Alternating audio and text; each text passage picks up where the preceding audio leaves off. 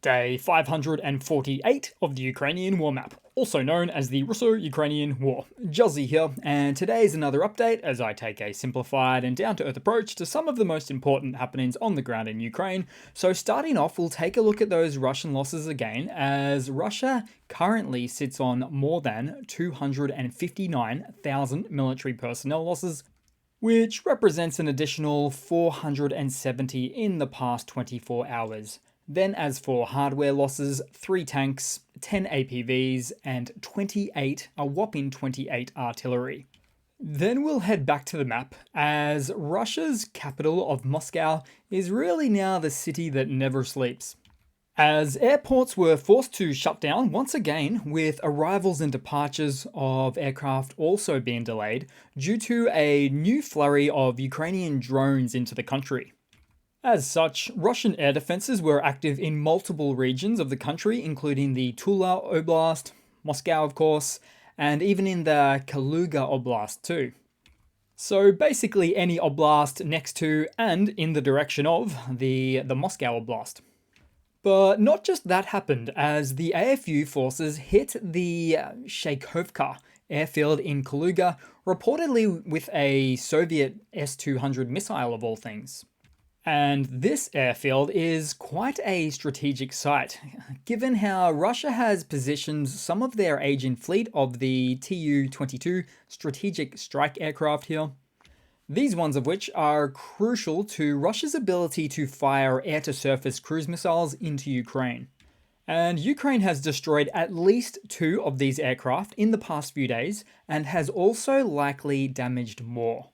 And as for some context, Russia is believed to only have about 25 of these aircraft operational now. Then we'll head over to the Ukrainian map and start out somewhere near to the Bakhmut axis in the east.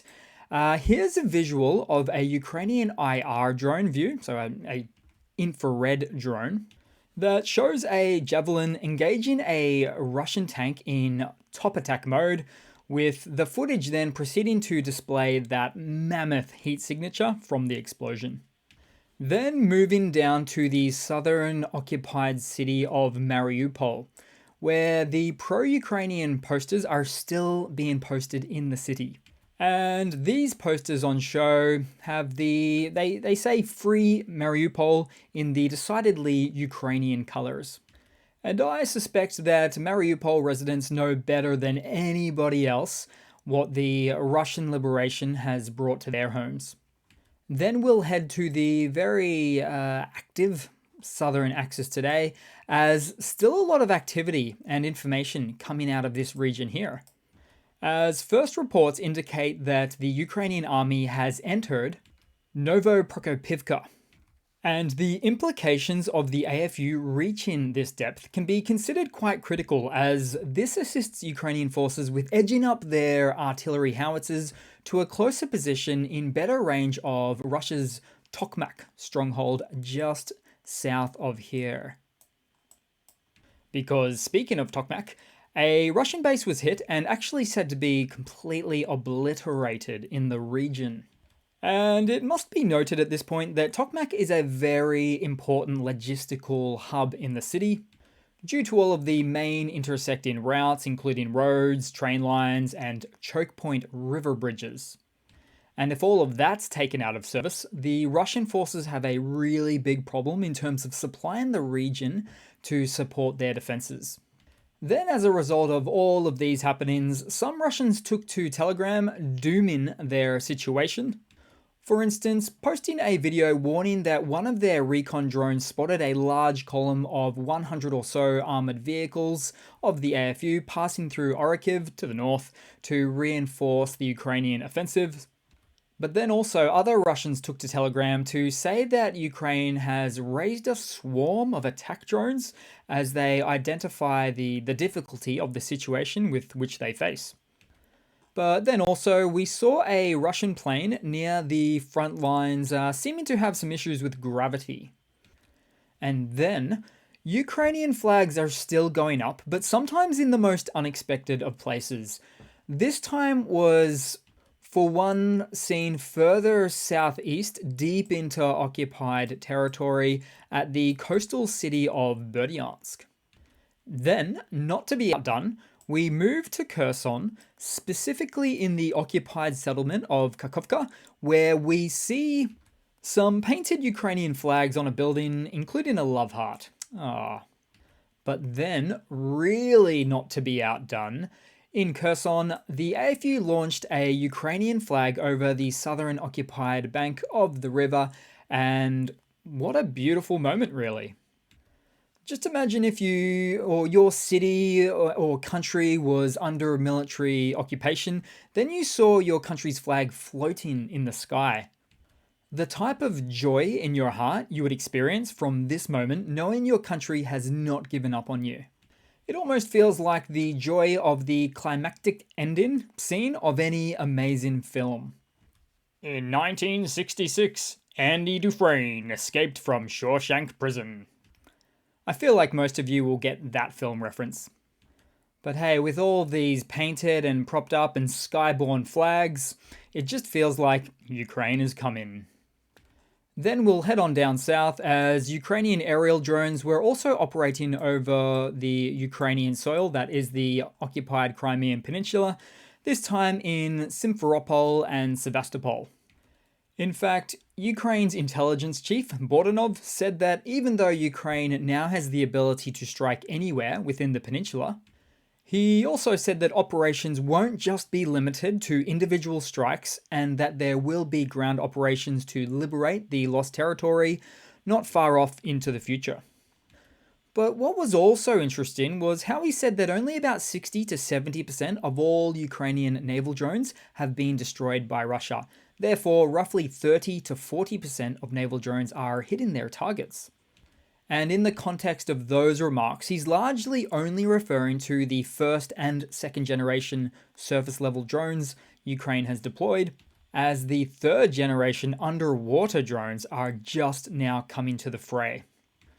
Then we'll head across to some news for today, or noteworthy things. So, last night, the Eiffel Tower in Paris and even the Burj Khalifa in Dubai displayed the Ukrainian colours in support of the nation and its Independence Day anniversary. So there must be some pretty angry or unsettled Russians in Dubai right now, perhaps including the large amount of Russian oligarchs' sons and daughters just living out luxurious lives in the city.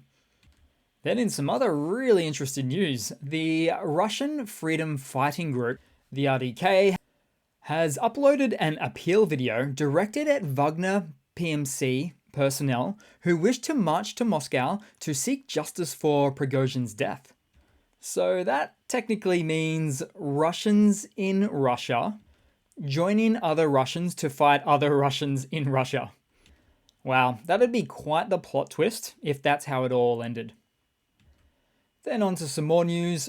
Traditionally neutral country of the Republic of Ireland is jumping in the mix as they sidestep their policy of neutrality to now provide training and arms to Ukraine. And there's really only a handful of traditionally neutral countries left within Europe, including Switzerland, Austria, Finland, and Sweden, with some of those countries just mentioned already forgoing their long-standing neutrality to assist Ukraine's defense needs. Then as for a bit of a lighter segment, so here's a nice little video of a Ukrainian-coloured macaw parrot raising a Ukrainian flag, followed by him strutting his stuff, making a pose. The animals have chosen. And I say that from time to time, but what I actually mean is that it's not so much that the animals have chosen, of course. It's more so that we see a lot of footage of the humanity and love and the connection between Ukrainian military personnel and animals, such as Ukrainian soldiers playing with kittens near the front lines, or dogs hanging out with their tankies, or artistically choreographed footage of cats leading Ukrainian squads into battle, or keeping kittens cozy in winter, or saving cats and dogs from the fallout of the Kherson dam explosion, or feeding dogs through Ukrainian drone airdrops. That one's a heartwarmer. Or many, many other things as well. But here's the thing, you never see this type of stuff from the Russian military side. Instead, all we've seen is one instance of a grossly overweight dog in occupied Bakhmut. Then also when the AFU discovered a leaf mine on an echidna just after the Russian forces withdrew from a Ukrainian liberated settlement. And last but not least, when we saw a Russian soldier forcefully grabbing a raccoon out of its Kherson zoo enclosure just before Russia fled the Kherson North Bank, which I believe Ukraine are still looking to locate and save that raccoon. Point being, all of this footage from the Russian side with their interactions with animals puts exactly none of their humanity or compassion on display, which actually speaks volumes to their lack of morale and really just how they shouldn't be there in the first place. Then in a quick final funny to round it all off for today, guys, so it looks like we spotted some footage of what appears to be Russia now bringing T-10 tanks to the front lines. No, not T-14 Armada new tanks, which really don't exist, but T-10s, of which were designed in 1949, production then commenced in 1953. But we're not really surprised at this point, are we? As it's really just the next downwards leap from the rusted and barely functional T-54 and T-55 tanks that were ripped out of storage, Soviet storage, to support their Russian efforts on the front lines. But I'm telling you right now, this thing is not actually going to be used as a tank. Instead, if anything, as a horribly inaccurate artillery firepiece for the battlefield. Otherwise, it's completely useless junk. Oh, not to mention the ancient and extremely dangerous shell munitions or tank ammo they'll drag out of the Soviet stockpiles, like we've seen before, that could have a backfiring effect, literally, as they get stuck in the worn out and unmaintained tank cannons. But hey, Russian tank producers had the hard word put on them to meet tank production quotas or be defenestrated. So you've got to do what you got to do. So thanks for watching, guys. Please continue to like, subscribe, comment. Thanks for all the existing subscribers. If you haven't already, I would really appreciate you doing that. Always helps boost the channel there. And I do hope to see all of you guys there in the next one. Cheers.